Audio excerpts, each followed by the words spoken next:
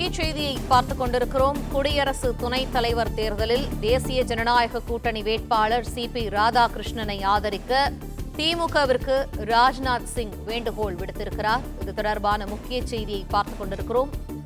திமுக தலைவரும் முதலமைச்சருமான மு.க. ஸ்டாலினை தொலைபேசியில் தொடர்பு கொண்டு ராஜ்நாத் சிங் ஆதரவு கோரியுள்ளதாக தகவலானது வெளியாகியிருக்கிறது. இது தொடர்பான மேலும் தகவல்களை எமது செய்தியாளர் மாணிக்கம் வழங்க கேட்போம். மாணிக்கம், விரிவான தகவல்கள்.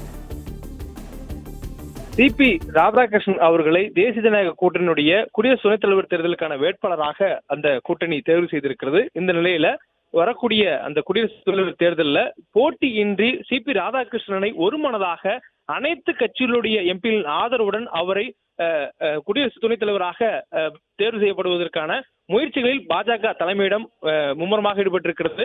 அந்த வகையில தமிழ்நாடு முதலமைச்சர் திமுகவுடைய தலைவரமாக இருக்கக்கூடிய முதலமைச்சர் மு.க. ஸ்டாலினை போனில் தொடர்பு கொண்டு மத்திய அமைச்சர் ராஜ்நாத் சிங் அவர்கள் ஆதரவு கோரியதாக தற்பொழுது சொல்லப்பட்டிருக்கிறது.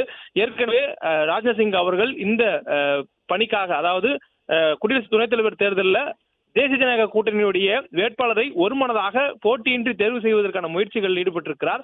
அதற்காக அவர் இதுக்கு முன்னதாக காங்கிரஸ் கட்சியினுடைய தேசிய தலைவர் மல்லிகார்ஜுன கார்கேவிடம் தொலைபேசியில் அழைத்து CP ராதாகிருஷ்ணன் அவர்களுக்கு ஆதரவு அளிக்குமாறு கோரிக்கை விடுத்திருந்தார்.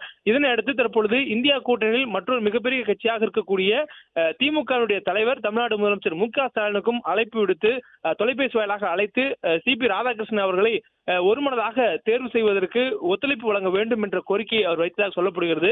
இதற்கு முன்னதாக முதலமைச்சர் அவர்கள் மருத்துவ ஓய்வில் இருந்து வீடு திரும்பியதற்கு பிறகாக CP ராதாகிருஷ்ணன் அவர்கள் மரியாதை நிமித்தமாக முதலமைச்சருடைய முகாம் அலுவலகத்தில் அவரை சந்தித்து பேசியிருந்தார்.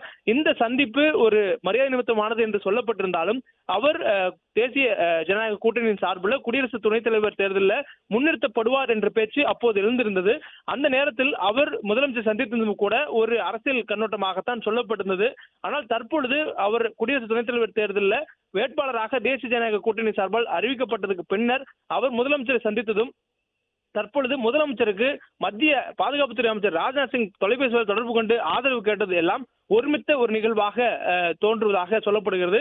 மேலும் குடியரசு துணைத் தலைவர் தேர்தலை பொறுத்தவரையிலும் போட்டியின்றி குடியரசு துணைத் தலைவரை தேர்ந்தெடுக்க வேண்டும் என்ற ஒரு முனைப்பில் தேசிய ஜனநாயக கூட்டணி இருப்பதனால எதிர்கூட்டணியான இந்தியா கூட்டணியில் இருக்கக்கூடிய அனைத்து கட்சியினுடைய தலைவர்களுக்கும் அழைப்பு விடுத்து போட்டியின்றி ஒருமனதாக தேர்வு செய்வதற்கான ஒரு முயற்சி பாஜக இறங்கியிருக்கிறாங்க. இதே நேரத்தில் இந்தியா கூட்டணியின் சார்பான ஒருமித்த வேட்பாளரை நியமனம் செய்வதற்கான ஆலோசனை கூட்டத்தையும் இன்றைய தினம் நடத்துவதற்காக தேசிய ஜனநாயக கூட்டணியுடைய வேட்பாளர் அறிவித்ததை அடுத்து இந்தியா கூட்டணியுடைய வேட்பாளர் அறிவிப்பதற்கும் இந்தியா கூட்டணி தீவிரம் காட்டியிருக்கக்கூடிய சூழல்ல எதிரணியில கூட்டணியுடைய சார்பாக ஒரு வேட்பாளர் நிறுத்தப்படாமல் CP ராதாகிருஷ்ணனை மட்டுமே ஒருமனதாக வேட்பாளராக நிறுத்தி போட்டியின்றி தேர்வு செய்வதற்கான அனைத்து வகையான முயற்சிகளையும் பாஜக மேற்கொண்டிருக்கிறது. அதன் ஒரு பகுதியாக முதலமைச்சர் மு.க. ஸ்டாலினை தொலைபேசியில் அழைத்து மத்திய பாதுகாப்புத்துறை அமைச்சர் ராஜ்நாத் சிங் ஆதரவு கோரியிருக்கிறார். இதே போன்று பிஜு ஜனதா தள கட்சியினுடைய தலைவர் நவீன் பட்நாயக்கையும் அழைத்ததாக சொல்லப்படுகிறது.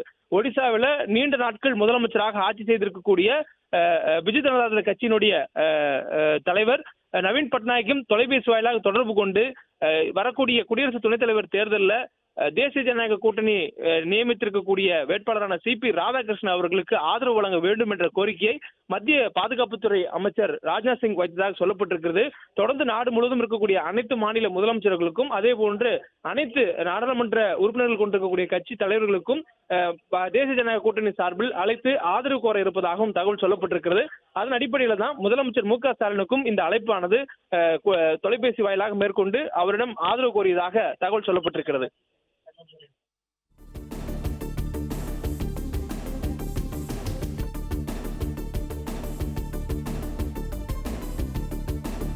பிளே ஸ்டோர் மற்றும் ஆப் ஸ்டோரில் இருந்து பாலிமர் செயலியை QR கோடு மூலம் பதிவிறக்கம் செய்யுங்கள்.